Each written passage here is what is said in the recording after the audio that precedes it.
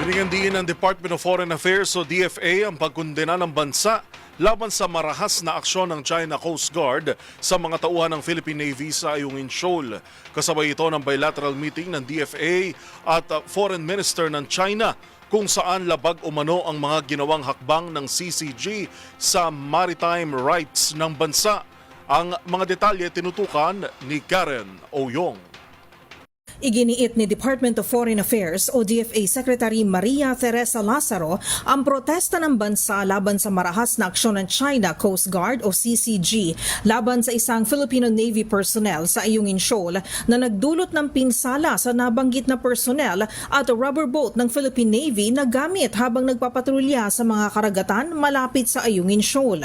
Sa bilateral meeting ni Secretary Lazaro at Foreign Minister ng China na si Wang Yi sa sidelines ng ASEAN Ministerial Meeting sa Philippine Convention Center o PICC sa Pasay City, sinabi ng kalihim na ang naturang mga aksyon ay labag sa maritime rights at entitlements ng bansa. Binanggit rin ni Lazaro ang kontrobersyal na AI-generated op-ed video ng China Daily kaugnay ng ika-10 anibersaryo ng 2016 South China Sea Arbitral Award kung saan ipinapakita ang depiksyon ng mga Pilipino bilang unggoy. Ayon kay Lazaro, hindi sapat na dahilan ng hindi pagkakasundo ukol sa mga legal at political na issue upang gumamit ng tinawag nitong disturbing imagery sa paglalarawan sa mga Pilipino bilang mga unggoy sa naturang video na inilimbag noong July 10, 2026. Nagpaalala ang DFA na mahalaga ang hinahon at iwasan ang mga kilos na makapagdadagdag sa tensyon at sikaping resolbahin ang mga dispute sa payapang paraan.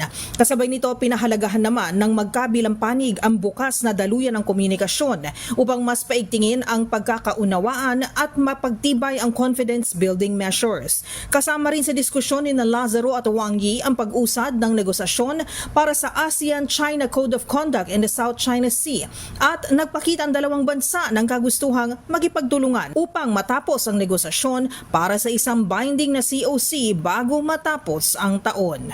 Para sa MBC TV Network News, ako si RH4 Karen Oyong ng DZRH, una sa Pilipinas, una sa Pilipino.